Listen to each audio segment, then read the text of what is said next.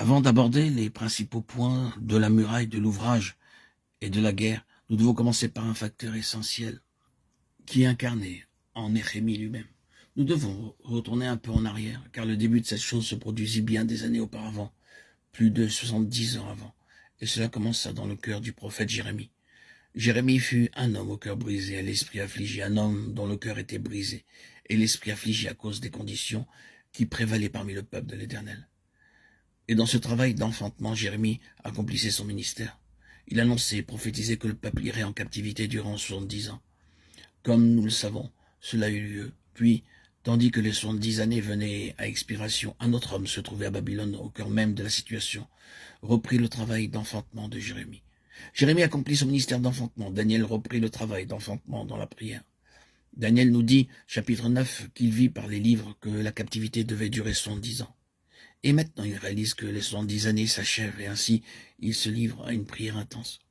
Remarquez, un ministère d'enfantement par Jérémie, un travail d'enfantement d'intercesseur éclairé par Daniel. Car il est devenu conscient du temps dans lequel il vit. Il est parvenu à réaliser par les livres que le temps est accompli. Et ainsi, il reprend le travail d'enfantement dans cette prière formidable du 9e chapitre du livre de Daniel. Maintenant, nous avons le mouvement suivant, parce que le temps est venu et que Dieu est de nouveau en mouvement pour le rétablissement de son témoignage.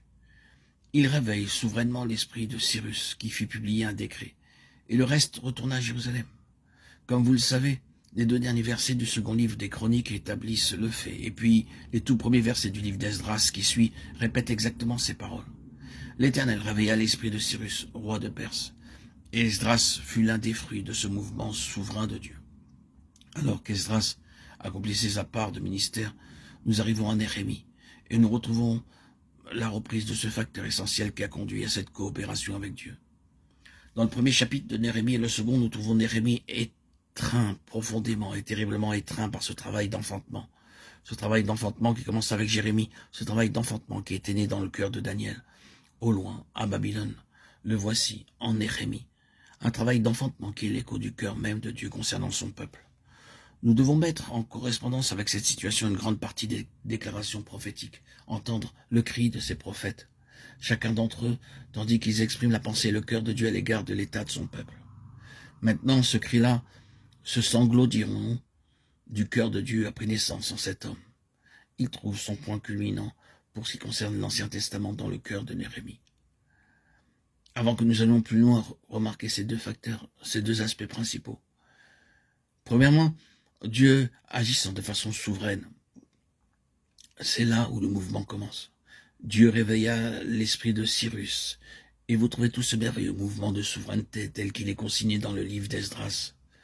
Ceux d'entre vous qui connaissent ce livre se souviendront aussitôt des facilités merveilleuses que Dieu suscita par le moyen du chef perse en faveur de la reconstruction du temple. La prise de toutes les mesures nécessaires, veillant à tout pour que la chose soit réalisée. Dieu agissait de façon souveraine.